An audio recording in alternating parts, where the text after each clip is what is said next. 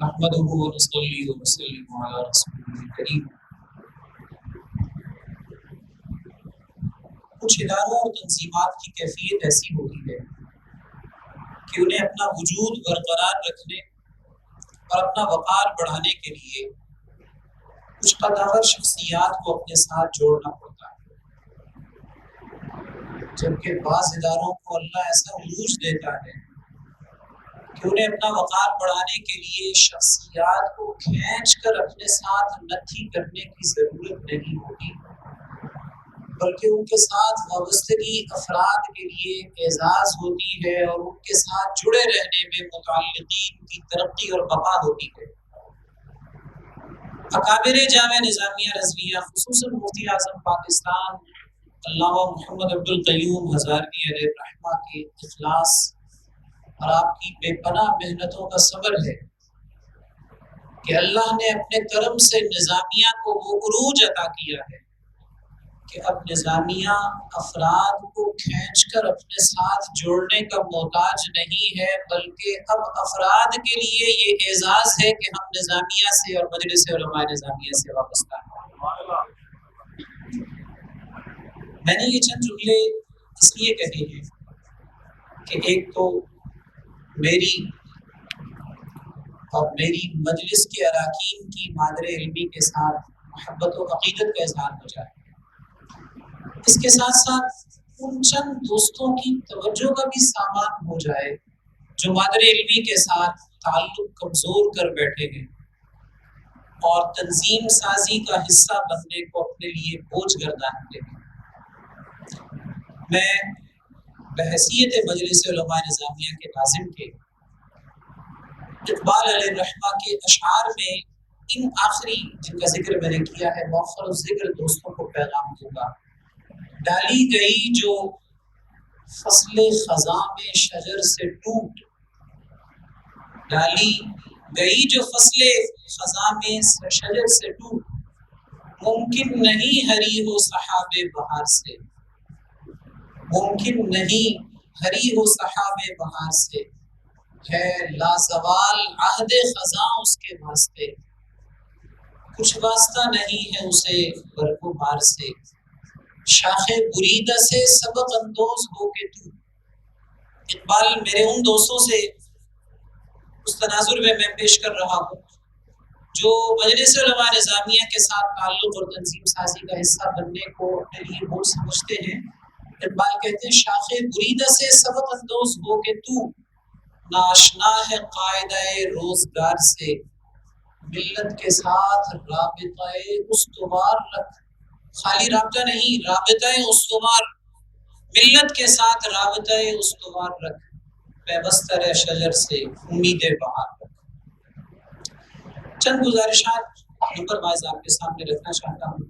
سب سے پہلی یہ ہے کہ مجلس علماء نظامیہ پاکستان کے قیام کے مقاصد میں سے ایک اہم مقصد فضلائے نظامیہ کو باہم مربوط و منظم رکھتا ہے، اور ظاہر ہے کہ باہمی ربط کے لیے تنظیم سازی ضروری ہے۔ چنانچہ ملک بھر کے جن علاقوں میں فعال باڈیز موجود نہیں، میں ان تمام فضلاء سے گزارش کروں گا، ظاہر ہے کچھ یہاں موجود ہیں اور کچھ سوشل میڈیا کے ذریعے یہ میرا پیغام سنیں گے، جن علاقوں میں فعال باڈیز موجود نہیں ہیں وہ اپنے ہاں فعال باڈیز کا قیام کرے۔ اس سلسلے میں مرکزی دفتر آپ کے ساتھ بھرپور تعاون کرے گا۔ دوسری بات یہ ہے جامعہ کے جملہ اکابر، مصور جامعہ حضرت محدث اعظم پاکستان، بانی جامعہ حضرت محدث کبیر اور معمار جامعہ حضرت مفتی اعظم پاکستان علیہ الرحمہ، سب کی زندگیوں میں یہ بات نمایاں نظر آتی ہے کہ وہ حکمت اور موعظہ حسنہ کے ساتھ تبلیغ دین کا فریضہ انجام دیتے تھے اور اس کی تلقین فرماتے تھے۔ ان کا انداز گفتگو پرمغز، فکری، مدلل ہوتا تھا، حتیٰ کہ ایک بڑی خوبصورت بات ذکر کرتا چلوں،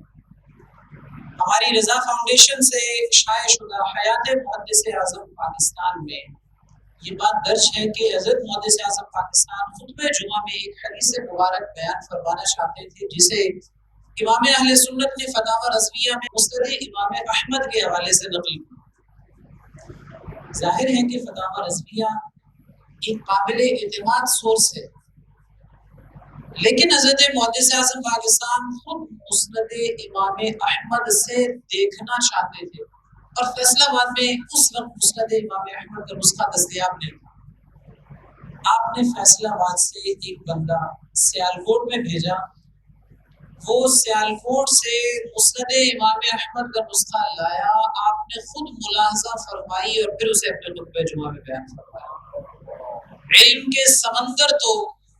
دلیل کے لیے اتنی تگ و دو کرتے تھے، اور آج ہمارے نوخیز خطبہ کا حال اللہ الحفیظ۔ اسی صورتحال کو پیش نظر رکھتے ہوئے دسمبر 2019 میں مجلس علماء نظامیہ کی قیادت نے فیصلہ کیا تھا کہ خطباء کو، خصوصاً فضلاء تو پھر بھی کچھ نہ کچھ محنت کرتے ہیں، نوخیز خطباء کو فکری، مدلل اور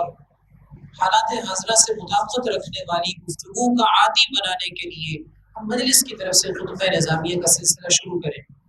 اللہ نے اسے جو قبول عام عطا فرمایا وہ بیان کرنے کی ضرورت نہیں۔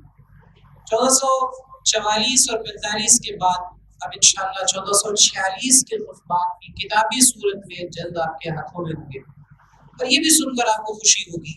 کہ جدید خطوط پر کام کرتے ہوئے مجلس نے خطبات کی ویب سائٹ بھی تیار کر دی ہے، جہاں سے آپ پرانے خطبات بھی حاصل کر سکتے ہیں۔ تیسری بات یہ ہے کہ حضرت مفتی اعظم پاکستان علیہ الرحمہ تمام فضلاء کو اپنی اپنی مساجد میں یومیہ درس کی تاکید فرماتے تھے، مختصر ہو، بامقصد ہو، فقہی مسئلہ، حدیث مبارک، اس طرح دیگر امور پر، لیکن بامقصد اور نہایت مختصر ہو۔ اسی مقصد کی تکمیل کے لیے مجلس علماء نظامیہ پاکستان کی طرف سے روزانہ کی بنیاد پر ایک پوسٹ بھی بھیجی جاتی ہے، جسے صرف واٹس ایپ اسٹیٹس لگانا ہی مقصود نہیں ہوتا، یہ تو لگتا ہی ہے الحمدللہ، اس کو بتانے کی ضرورت نہیں ہے کہ کتنی دنیا اسے اپنا اسٹیٹس لگاتی ہے، لیکن اس کے ساتھ ساتھ میں یہ گزارش کرنا چاہتا ہوں کہ تمام فضلاء یومیہ دروس کی عادت اختیار فرمائیں، اور اس کے لیے آپ مجلس کی پوسٹ سے بھی استفادہ کر سکتے ہیں۔ چوتھی گزارش یہ ہے کہ جامعہ نظامیہ رضویہ کا ترجمان مجلہ نظامیہ 2000 سے شائع ہو رہا ہے، اور اب اس کے 25 سال مکمل ہونے کو۔ 2015 سے اس کی اشاعت مجلس کے زیر اہتمام ہے، اس کے کئی وقی نمبرز شائع ہوئے ہیں،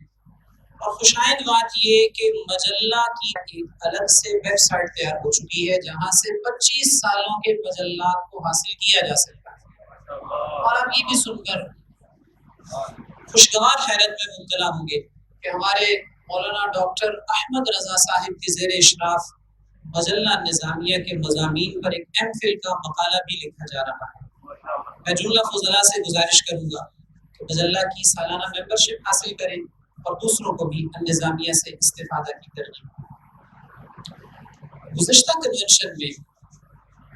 میں نے یہ جملہ کہا تھا کہ بعض دوست کام تو کرنا چاہتے ہیں، لیکن وہ سمجھتے ہیں کہ میں اکیلا ہوں، تو میں اکیلا کیا کر سکتا ہوں۔ تب میں نے یہ جملہ کہا تھا کہ نظامیہ والوں کی ریت ہے، یہ اکیلے میدان میں نکلتے ہیں اور اللہ کا کارواں بنا دیتا ہے۔ ساتھ میں نے ایک مثال دی تھی، اس وقت کی صورتحال کے مطابق مثال دی تھی گزشتہ کنونشن میں، کہ ہمارے ایک کشمیر سے فاضل اٹھے ہیں، نوخیز فاضل، انہوں نے کشمیر میں کافی ہلچل مچا رکھی ہے، اور اب جلد ہی وہاں کچھ اچھی خبریں آنے والی ہیں، یہ تب کہا تھا۔ ابھی آپ نے کچھ دیر پہلے صدر کشمیر کی زبانی بہت ساری اچھی خبریں سنی ہیں، جن میں یہ بھی تھی کہ وہاں باضابطہ تمام اضلاع میں باڈیز قائم ہو چکی ہیں۔ میں بھی وہاں ایک پورے کشمیر لیول پہ منعقد ہونے والے کنونشن میں شریک ہو چکا ہوں، اور صدر مجلس بھی وہاں رونق افروز ہو کر تقریب حلف برداری کی صدارت فرما چکے ہیں، اور بھی بہت ساری اچھی خبریں آپ نے سنی ہیں۔ اس کا مطلب ہے کہ یہ جملہ درست ہے کہ نظامیہ والے اکیلے نکلتے ہیں اور اللہ کارواں بنا دیتا ہے۔ لہٰذا میں تمام دوستوں سے گزارش کروں گا کہ آپ اگر کام کرنا چاہتے ہیں، چاہے وہ تنظیم سازی کے حوالے سے ہو، ابلاغ دین کے حوالے سے ہو، تو خود کو تنہا مت محسوس کیجیے۔ انشاءاللہ آپ کوشش کریں گے تو اللہ ضرور کرم فرمائے۔ ابنائے جامعہ کی حوصلہ افزا تعداد عصری اداروں میں تعلیم حاصل کر رہی ہے۔ آج ابھی کچھ دیر بعد جامعہ سے فیض پانے کے بعد ڈاکٹریٹ مکمل کرنے والے حضرات کو اعزازات سے بھی نوازا جائے گا۔ اس حوالے سے ہمارے جو ابنائے جامعہ عصری میدان میں آگے بڑھنا چاہتے ہیں لیکن جھجک کا شکار ہیں، ان سے گزارش ہے آپ میدان عمل میں تشریف لائیے، اعلیٰ تعلیم حاصل کیجیے، دینی تعلیم کو نصب العین رکھتے ہوئے عصری میدان میں کبھی پوری کرنے کے لیے بھی کاوش فرمائیے۔ ہمارے ڈاکٹرز کی ٹیم انشاءاللہ آپ کی معاونت کرے گی۔ اللہ کریم مجلس کو اور جامعہ کی جملہ تنظیمات کو ترقی اور عروج عطا فرمائے۔ الہی تا ابد کی جامعہ قائم گدار، فیض او جاری بول لیل و نہار۔